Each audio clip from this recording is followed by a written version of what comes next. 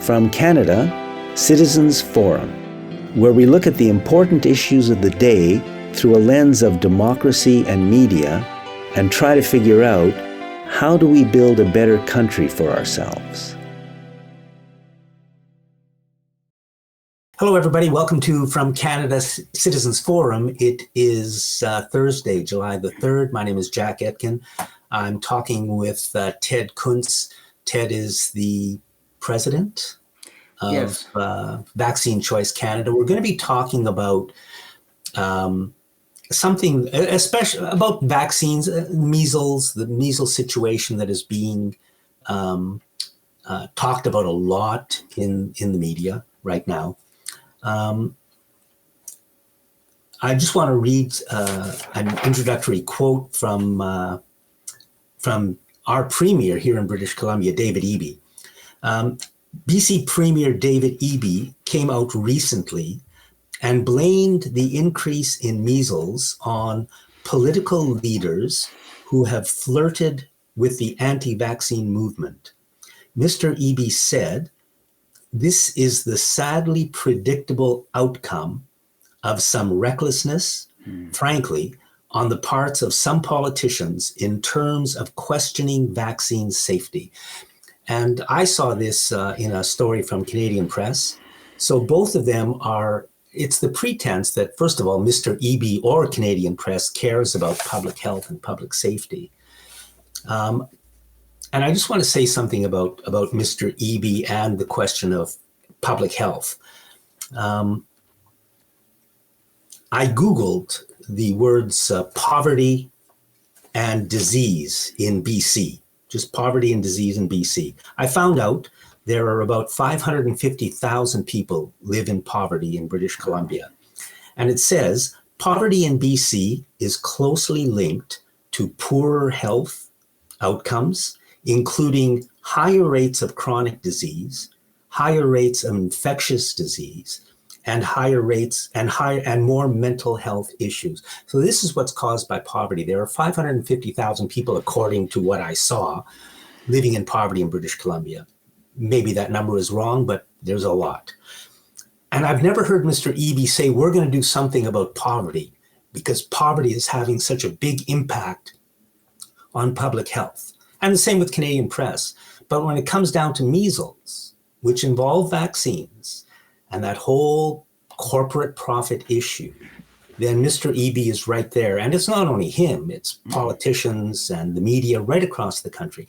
So we're going to talk about, because all I'm interested in this issue is the truth. If vaccines are safe, like eating a carrot, and they're effective, then I'm all for them.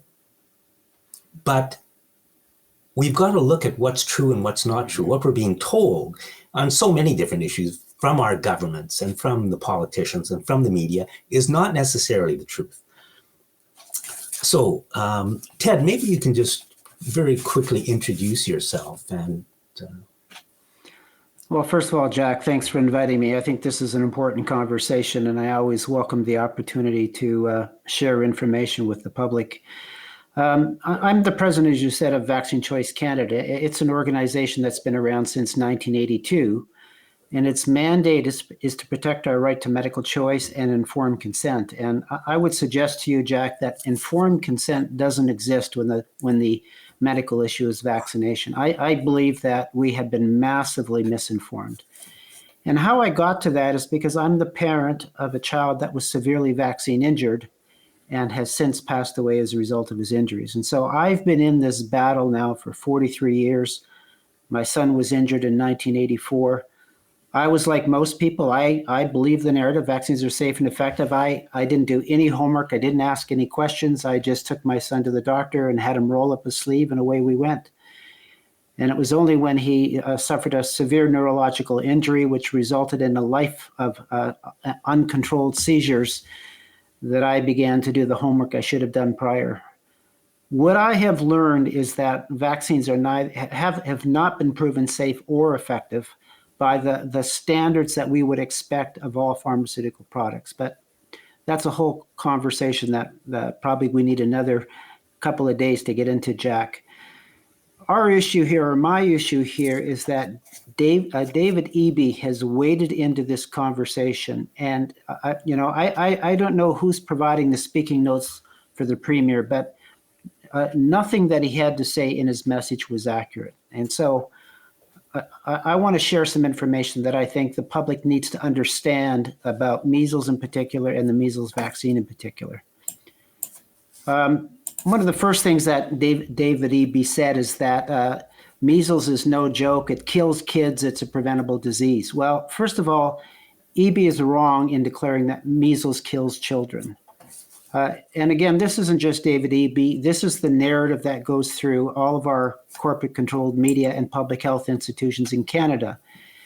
They've conditioned us to believe that the incidence of measles is life-threatening and every case of measles should be prevented. And this is simply not true. Jack, you and I are both old enough to remember when everyone got measles as a child. It was a common childhood illness with relatively low incidence of serious adverse effects. And nobody considered it a big thing back then. Well, you and I probably remember the Brady Bunch where they said if you're going to get an illness, measles is the one to get. The truth is that at one point, more than 100 years ago, measles was a serious illness. But the mortality of measles declined 98.5% and was no longer considered a public health threat before the vaccine was introduced in 1963. So we need to understand, if you actually look at the graphs, and we can probably put one of those graphs into this video that shows the mortality had declined significantly. The measles vaccine had no impact on the decline of measles because 98.5% of it happened before the measles vaccine was introduced.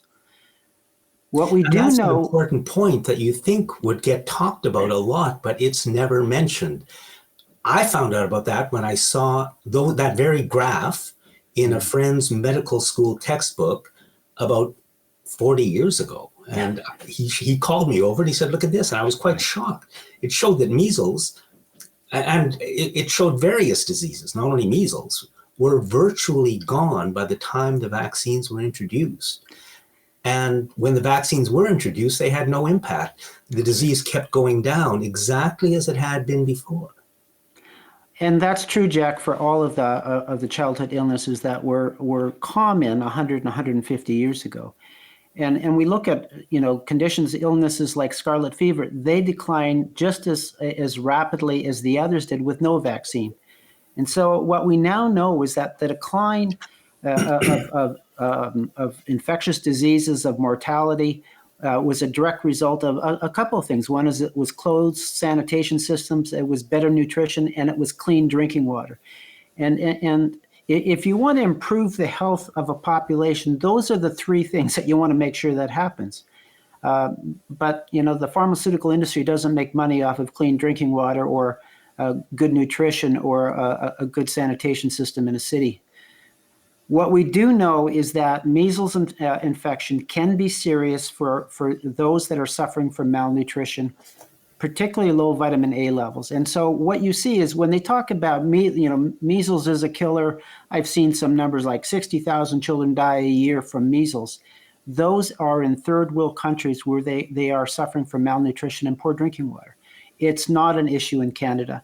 What I can tell you is that Neil Ray, who's an infectious disease specialist, and Dr. Richard Shabazz, who used to be Ontario's chief medical officer, they wrote an article back in October of 2018 in the Globe and Mail that was called "Stop the Hysteria Over Measles Outbreaks." And what they said is this, let me quote this, Jack. They said, "The borderline hysteria fueled by the media and public health that greets a few cases of measles is unwarranted. At current rates, Canada can expect to see a death from acute measles about every 100 years or so." That's not what we're being told by David Eby. Yes, David Eby and basically the political world and the media. The media, are at least as bad as the politicians on this particular issue. Are more people getting measles because of a failure to vaccinate, or are there other factors? Well, that's the question. So first of all, let me answer your question. Are people getting more measles? And the answer is yes. Now, let me explain why that is. First of all, is the measles vaccine does not confer lifelong immunity. Its effectiveness wanes over time, and what that means is that many adults today are without protection. So that's the first point. The second point is that mothers who are vaccinated for measles and do not contract measles naturally do not transfer long-lasting maternal antibodies to their infants. And that's what's needed to protect infants in the first few months of life. That's right. So the result of this is that the measles vaccine was effective in reducing measles outbreaks in children, but now it has caused an increase in adults and in our infants, two populations where the impact of measles is more significant than if we experience it as children.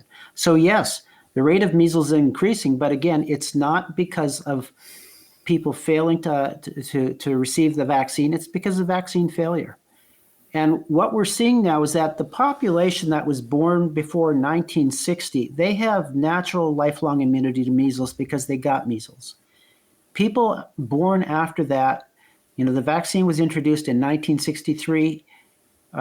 They in many cases, they did not contract measles, and they do not have lifelong immunity. So a larger percent of the population is increasingly at risk because those that actually provide the herd immunity, which is our elderly people, are passing away. And again, I just want to say that the only thing I'm interested in with this whole story of vaccines, measles, autism, the whole issue is what's true. And I mean, I've been around long enough to know that what the government and the politicians and the media tell us is not true. I used to believe it all, but I don't anymore. And so when something like measles, this measles story comes along, I want to look into it. And once you scratch the surface, you find out that what Ted is saying is, in my opinion, completely correct. And what we're being told in the media and by the politicians is not correct. But I ask anyone who sees this, do some research by yourself, look into it. It's not difficult, but with Google and everything else, it's sometimes hard to find what's really going on, but the information is out there.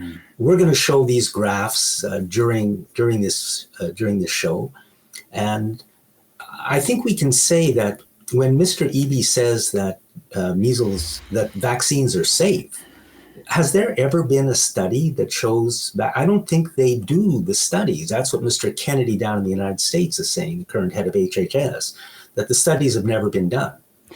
Well, and that's the point, Jack, is that, and this isn't just the case with measles. This is with all childhood vaccines. None of the vaccines on the childhood schedule were tested for safety against what's called a true placebo, a neutral placebo.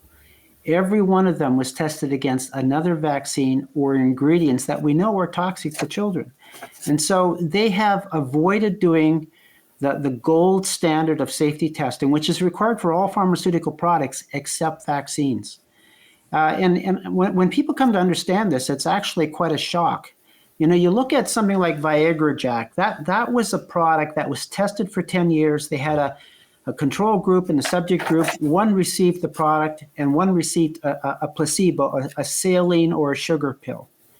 And after a period of time, they break the code and they come to the conclusion that this product has demonstrated efficacy and safety. That way of measuring a product's safety and efficacy is not used for vaccines. People don't know that. Do you know what the average length of time of monitoring a vaccine for safety is, Jack? I don't know, but I've heard it's just a couple of days. The average amount is 4 days, and it's as short as 48 hours and as long as 4 months. But the average length of time that they actively monitor a vaccine when they're testing for safety is 4 days. Now, there's no way you can know what the medium or long-term effects of a vaccine are with that short a measurement. The other way of understanding the risks of vaccination is to look at the vaccine adverse events reporting system. Now, Canada's system is an absolute disgrace. I mean, most doctors don't report vaccine injury because one is they're not paid to do that. Two is it takes too much time. And three, so much of the reports that are submitted to our adverse events reporting system are rejected. So for example, Dr. Hoffer submitted many vaccine injury reports as a result of the COVID vaccine to our public health agencies, and they rejected every single one of them. So the stats that the government provides to say, well, we don't have any adverse effects reported is simply not true. But let me give you some numbers from the United States. As of May the 30th, so we're talking about, a month and a half ago, there was 116,823 reports of injury, reactions, hospitalizations, and deaths following the measles vaccine by itself. And that included 574 deaths and 2,224 disabilities. Now, this isn't from measles. This is from the measles vaccine. This is from the measles vaccine. We also know from a study that was conducted in 2010 in the US is that less than 1% of vaccine adverse events are reported. So the number is likely 100 times the numbers that are presented. So that would mean, if you use that as your measurement, that would mean in the United States they've had 57,400 deaths related to the measles vaccine. And they've had 250,000 disabilities related to the measles vaccine. What we now know is that the risk of death is 260 times higher from the measles vaccine than it is from not being vaccinated for measles. I mean, that number is astounding, and that by itself should cause every parent to pause. And what I can tell you, Jack, is that's true for every childhood vaccine, is that the risk of death, the risk of mortality, is higher from the vaccine than the risk from not being vaccinated. Yeah. And again, these numbers are out there, folks, and I think they're true, and Ted thinks they're true. And it's worth noting that these things are never mentioned by the politicians or the media, and they know. I don't think this this information is out there. It's there for them to find out, but they are absolutely not interested. I just want to read, as Ted said, studies have never been done by the government comparing vaccinated and unvaccinated children. But private doctors and researchers have done some research. So I've got a study from Hooker and Miller in 2021, and it compares fully vaccinated children to fully unvaccinated children. Right. And I'll just read the results. So severe allergies, 4 times as many for the fully vaccinated children. Gastrointestinal disorders, 13 times as many for the vaccinated children. Asthma, 17 times as many for the vaccinated children. Autism, 5 times as many. ADHD, 20 times as many.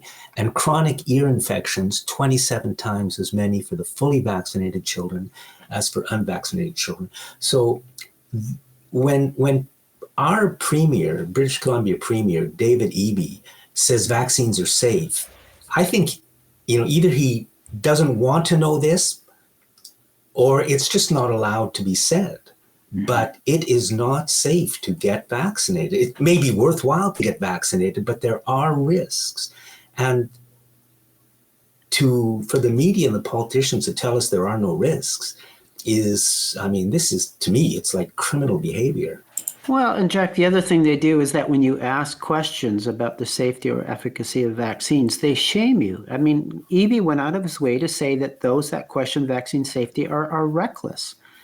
And I think the opposite is true, that it's reckless to accept on blind faith what our government agents and our compromised corporate media are telling us. The evidence of harm is overwhelming.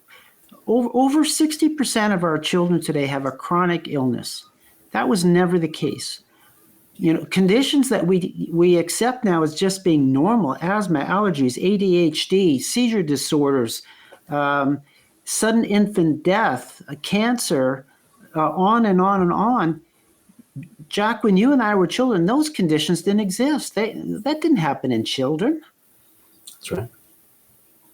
It is criminal. And the more that I've looked into this, the angrier I've gotten, because I realize how badly we've been misled and lied to and deceived. And then when you begin to wake up and you start to ask questions, they beat on you. And if you don't have the strength of spirit to stand in your truth, it can be a very difficult time.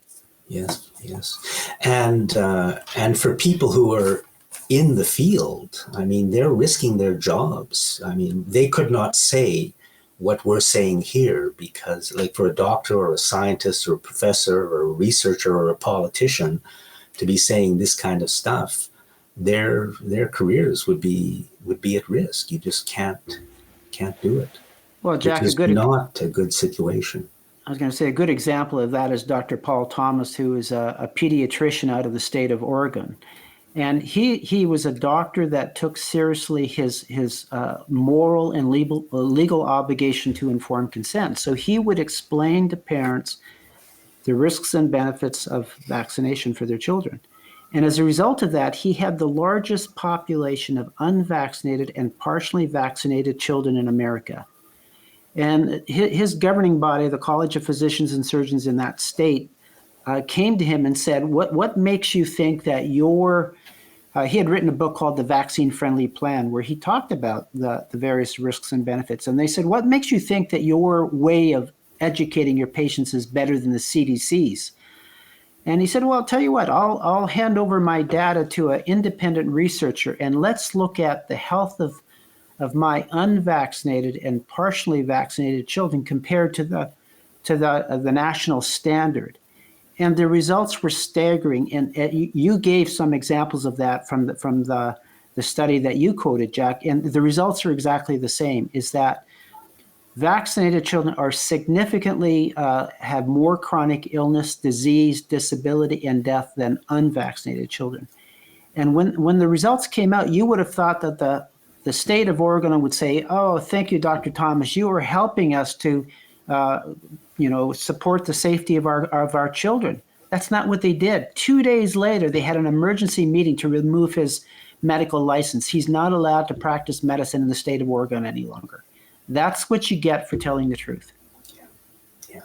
And that is a very dangerous situation for everybody, especially when it's regarding a corporate product with a lot of not good stuff in it. And that's going to be injected, especially into children, over and over and over again, because they get so many vaccines.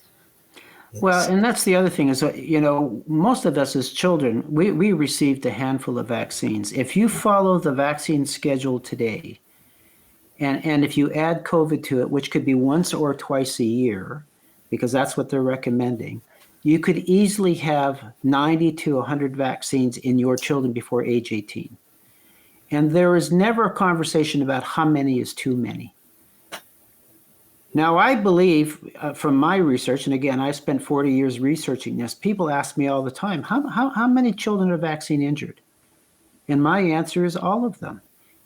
That you can't inject those kinds of toxins and poisons, aluminum, mercury are in most vaccines without causing neurological injury. Now, they finally acknowledge that they removed mercury from most vaccines a few years ago. And then just in the last couple of weeks, the last place that mercury was being used, it was in multi-dose vials of the influenza vaccine. And so that's now being removed from the market. But aluminum is in most of the vaccine products. Aluminum is neurotoxic. The body can't get rid of aluminum when it's injected into the body. And so when you actually look at the ingredients list, if you were buying something at a store, baby food that had these ingredients, you'd never feed that to your child. And yet, because we call it a vaccine, somehow it's got some magic potion attached to it, and we don't mind rolling up our child's sleeve and having that injected into their body. We have to rethink about what we've been coerced, indoctrinated into doing to our children. Yeah, and it's not by accident. It is a marketing plan, and it's supported by our politicians and supported by the media, and lots of money is being made by the vaccine manufacturers, and I think that's what it's all about. I don't think it's about public health. Do you know, because I recently read, but I can't remember, I recently read a list of some of the ingredients that are in vaccines, and I just went, oh my God. Well, Jack, one of the things that we've done recently is we're trying to reach younger and younger parents so that they understand the vaccine decision before they start injecting their child. Because most of our history as an organization was supporting families of vaccine-injured children.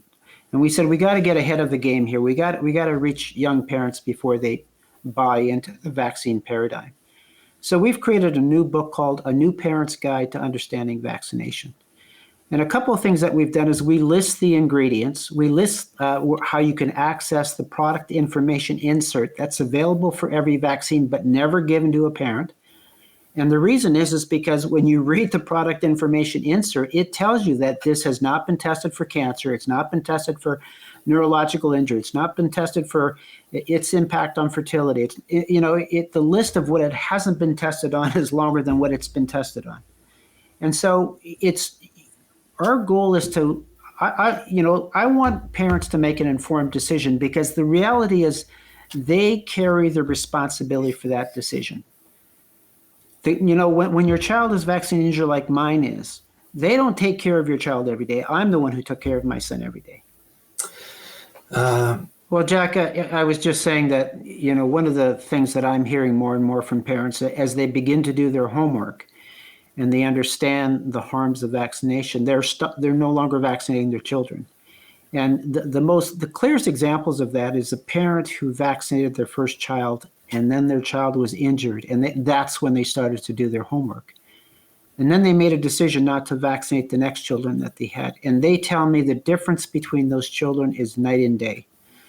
That the unvaccinated child is healthier, happier, more athletic, just in every way imaginable.